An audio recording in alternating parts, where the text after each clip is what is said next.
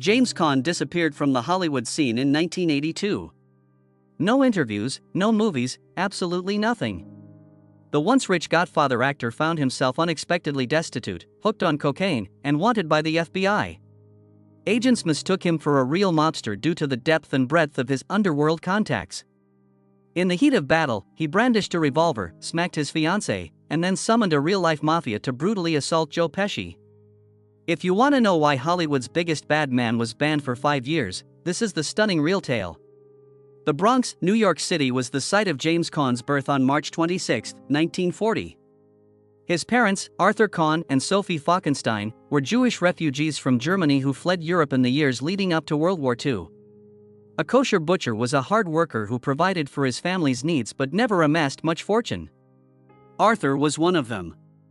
Many families in the Bronx in the 1940s were struggling to make ends meet. Difficult circumstances helped shape my character. Throughout James's childhood, he witnessed his father toil away at the family business. The importance of perseverance was instilled in Arthur by his unwavering commitment. This lesson would accompany him throughout his life. James frequently discussed the formative years of his life, even after he achieved fame, in his speeches. His roots were always with him. In later rodeo appearances, he would make light of the fact that he was the sole Jewish cowboy. Off-screen, he maintained the same combination of severity and comedy.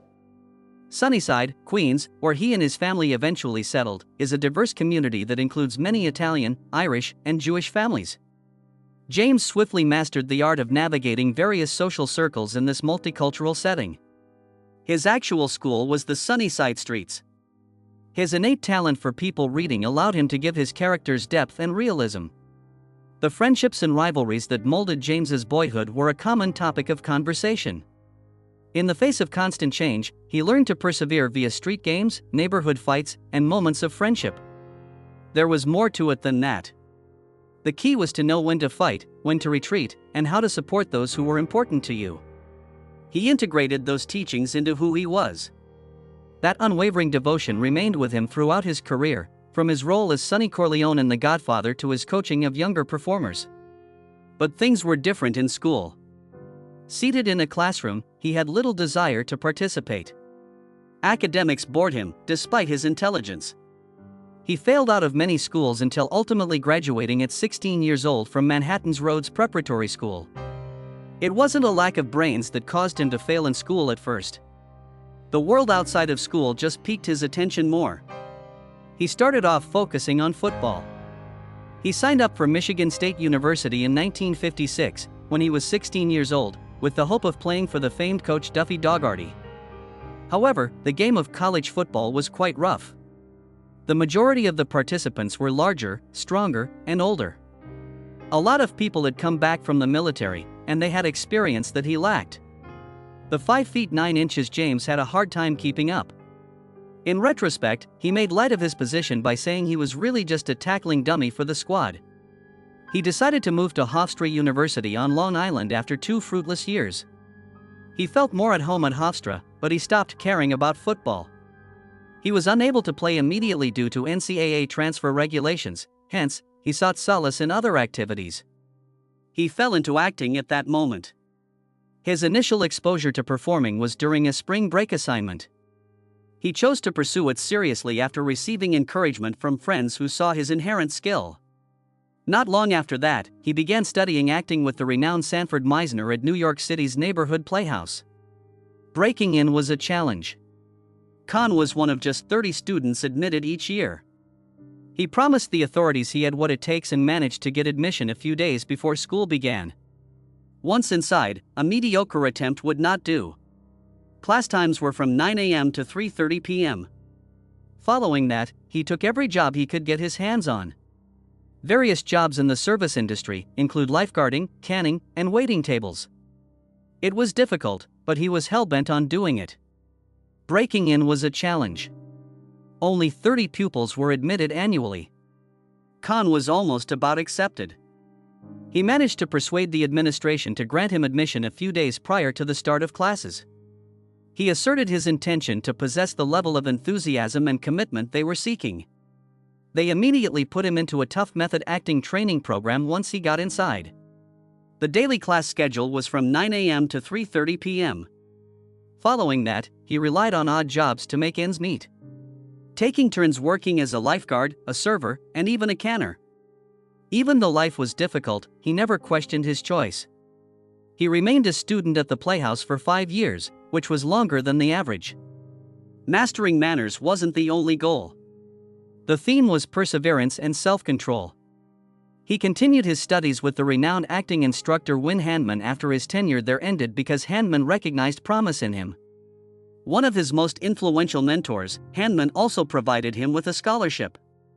Throughout this period, Caan realized that natural ability was insufficient. Unpredictability reigned in Hollywood. Perseverance and hard effort were equally important as chance. His breakout appearance was in a tiny part on Naked City in 1961. It was a beginning, though it was little. Popular television series such as Combat, The Alfred Hitchcock Hour, and Route 66 quickly began to include him. He was able to showcase his abilities in each position. His performances on Route 66 ranged from strong to vulnerable. His performances in Alfred Hitchcock's Hour were suspenseful and required nuance. After that, he went on to portray the role of a cunning German sergeant in Warfare. Since he had never played a character like that before, it stood out. It proved he could manage multifaceted personalities. Caan had loftier aspirations, despite the fact that he was enjoying consistent television employment. A career in movies was his ambition. He remained resolute, albeit Hollywood wasn't always eager to cast him in TV shows. He made his film debut in 1963's Irma la Douce, although his part was so little that he went uncredited. His role was little, that of a sailor attending a baseball game. Though unremarkable, it was the first feature film of his career. Lady in a Cage, 1964, his first major part, came a year later. He was terrifying as the teenage criminal Randall Simpson O'Connell, who tormented Olivia de Havilland. His act evoked strong feelings of unease. His on-screen charisma was lauded by de Havilland herself. Even when paired with seasoned Hollywood actors, he managed to steal the show in this part. A far larger chance presented itself to him in 1966. He co-starred with Robert Mitchum and John Wayne in the classic film El Dorado. He portrayed a teenage gambler named Alan Bordillion Traherne, who went by the name Mississippi and was out for vengeance. The role allowed him to showcase a combination of charisma and perseverance. It was tailor-made. After seeing Redline 7000 in 1965, director Howard Hawks cast Caan again because of his impressive performance. It was still not easy to enter into Hollywood's elite, even with these parts. By 1969, Caan had already demonstrated his brilliance, but achieving actual popularity appeared to be a distant goal. That same year, he tackled a demanding part in Francis Ford Coppola's The Rain People. He portrayed the character of Jimmy Kilgannon, a retired football player whose brain damage rendered him intellectually disabled. The part was tragic. A combination of innocence and power was required of him. Critics lauded his portrayal, describing it as one of his greatest, for making the viewer feel the character's weight. However, box office receipts were low for the picture. The film was not commercially successful since it was an art picture. Regardless, the release of The Rain People was a watershed point in my career. It was Caan that Coppola noticed. He could see the young actor was talented. In 1971, James Caan had his breakthrough with the critically acclaimed and commercially successful TV movie Brian's Song.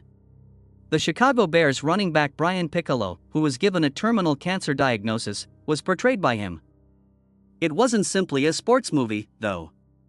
During a period of profound social upheaval in the nation, it dealt with themes of friendship, race, and bravery. The revolutionary friendship between Piccolo and Gale Sayers, Piccolo's black partner, was portrayed by Billy D. Williams.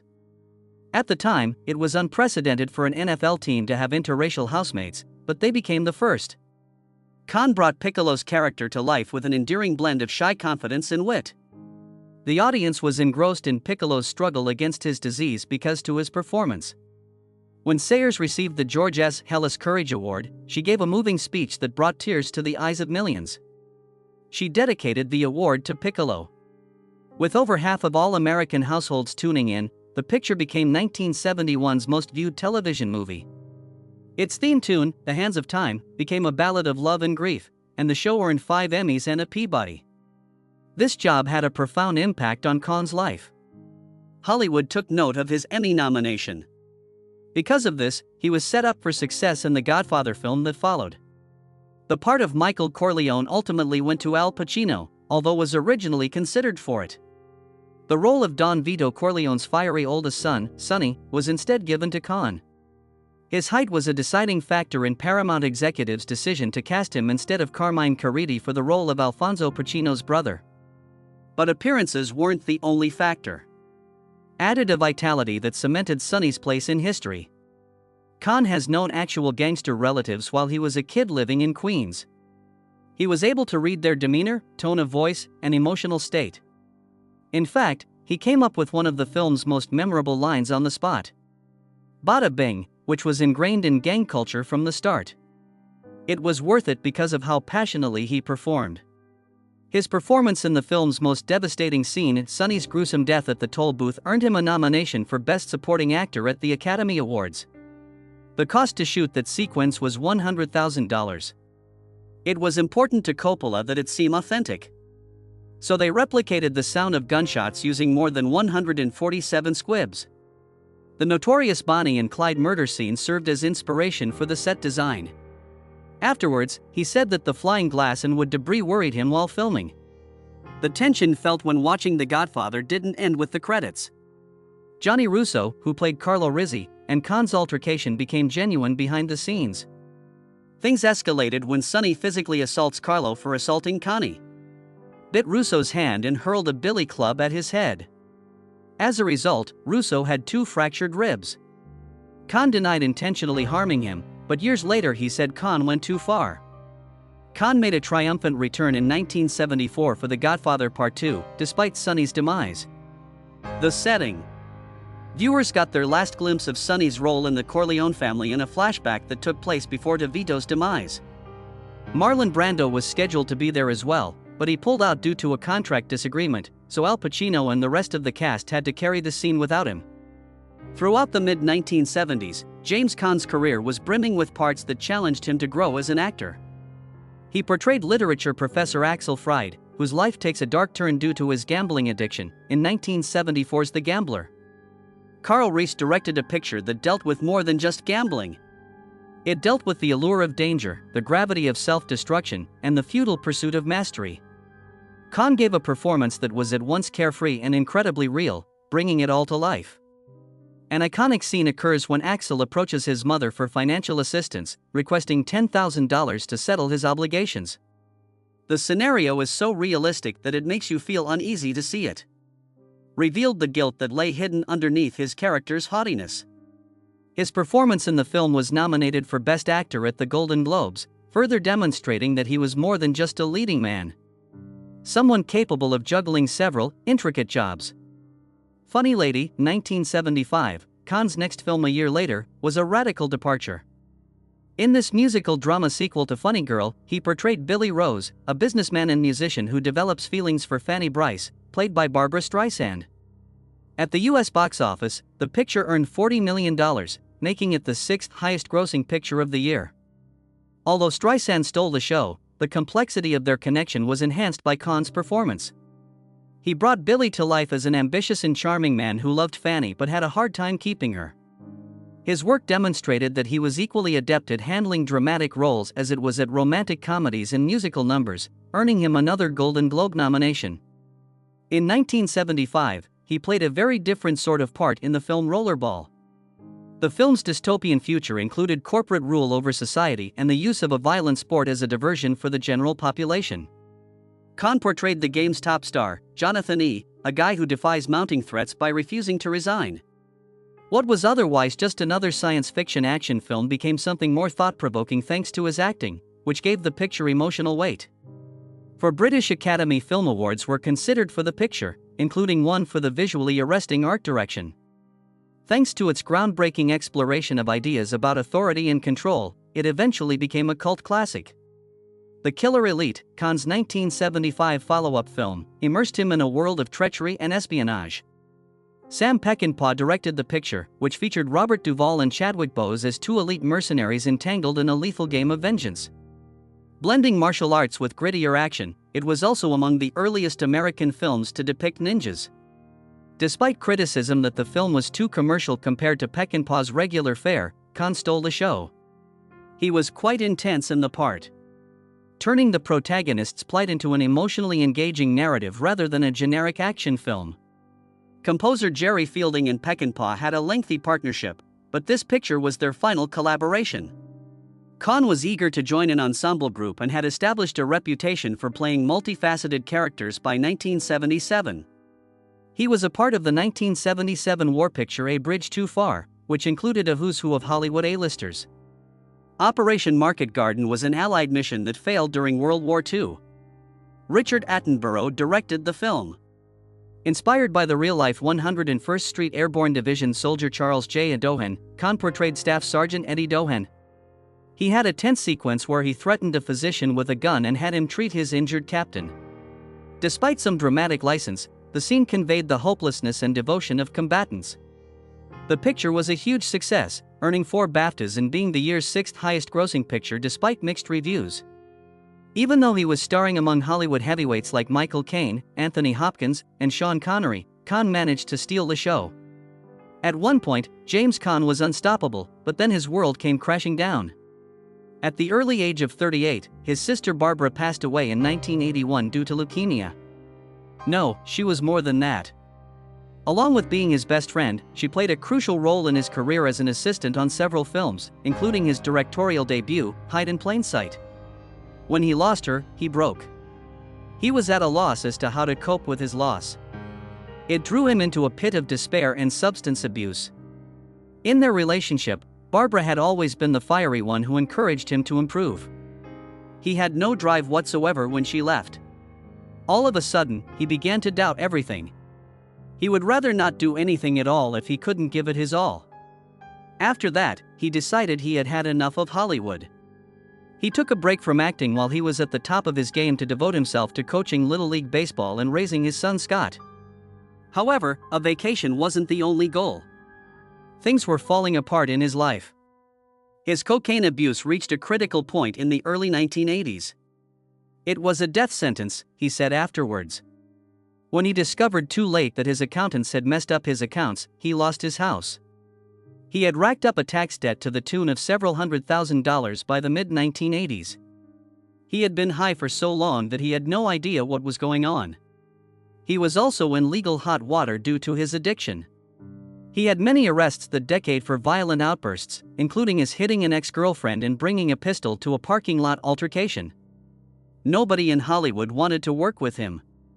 They considered him a danger. Taken by nobody.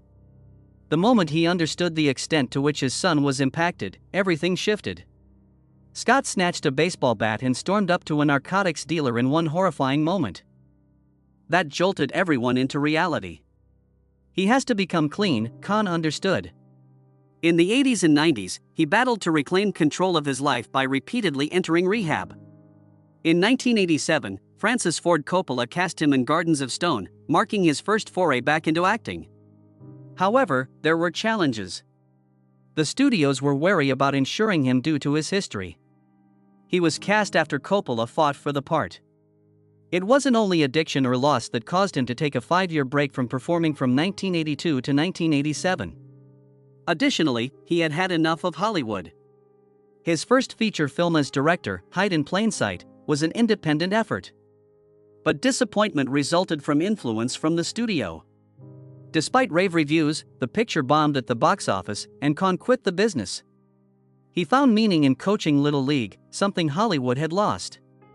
However, by the time he was prepared to go back, it was obvious that circumstances had altered. The allegations of his supposed involvement with the mafia followed. These accounts weren't merely fantastical. According to reports, his son Scott's godfather was Andrew Russo, who was a close friend of his and other members of the Colombo crime family. Caan was even mistaken for a genuine gangster by FBI officers at one occasion. In 1982, an even more peculiar twist occurred.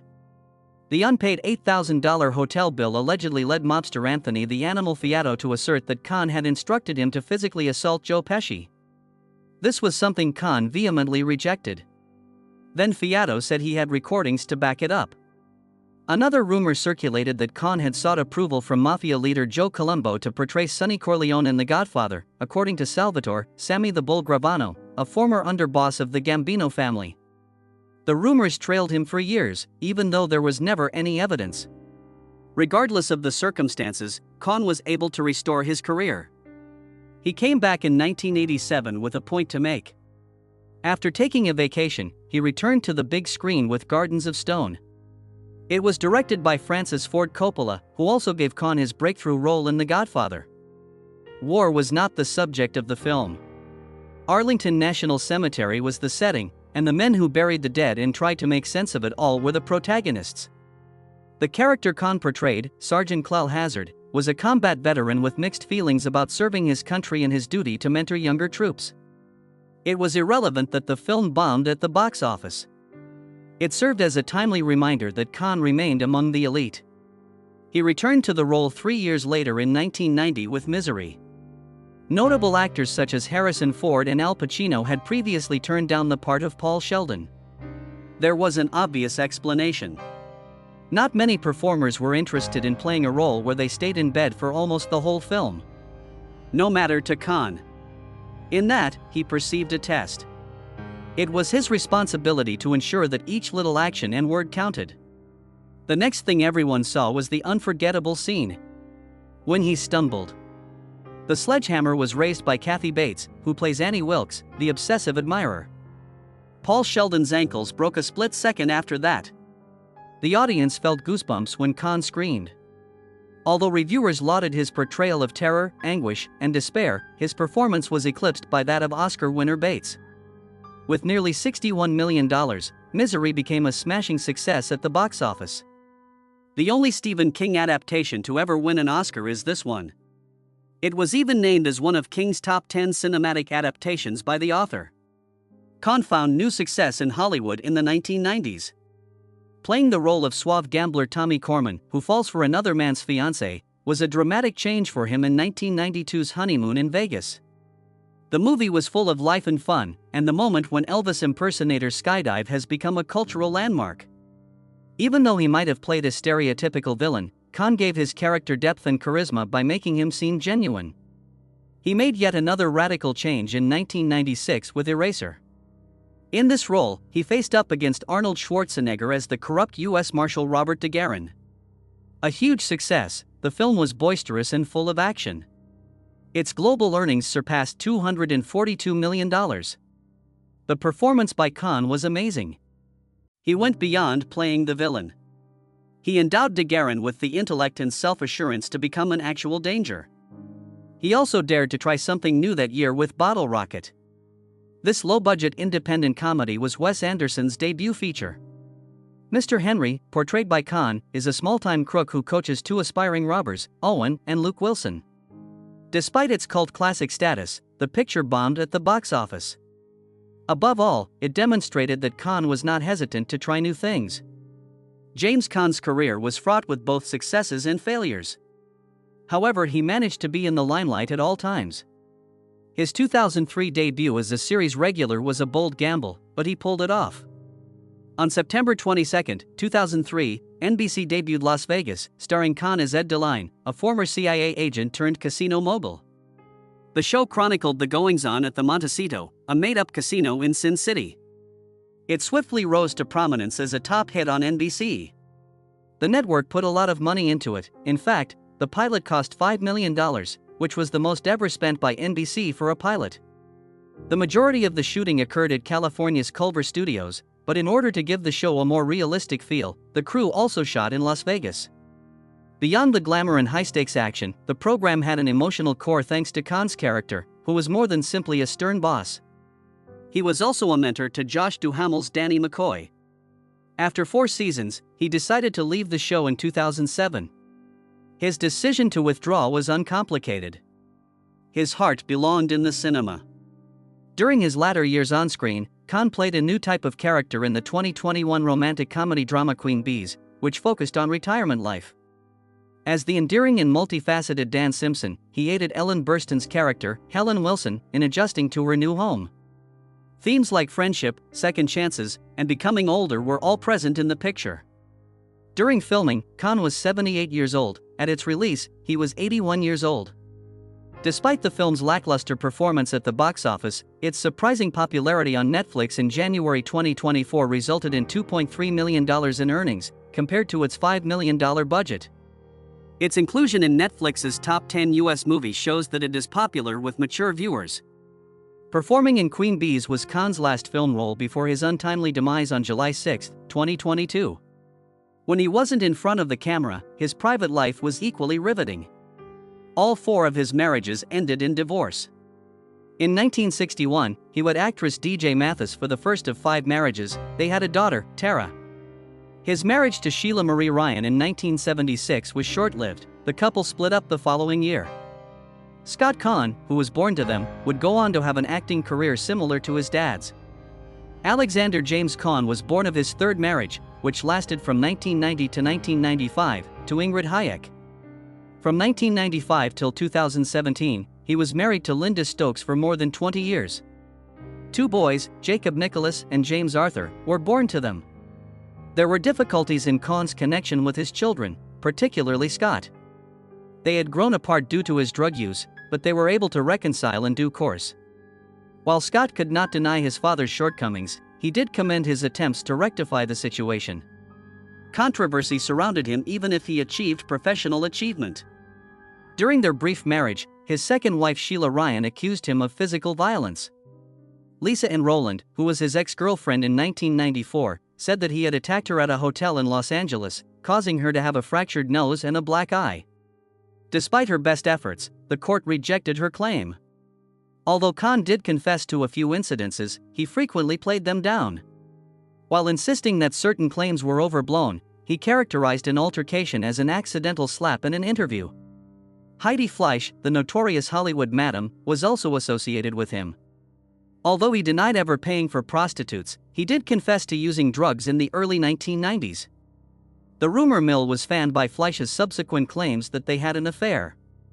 Controversial remarks made by Caan in a 1999 interview included his admission that he never paid for prostitutes but instead provided them with cocaine. These kinds of stories made his life outside of acting seem more difficult. James Caan maintained his status as one of Hollywood's most famous actors throughout. As if that weren't enough, he also portrayed romantic leads, cowboys, gamblers, and mobsters. He continued to find new audiences in his latter years in a career that lasted over half a century.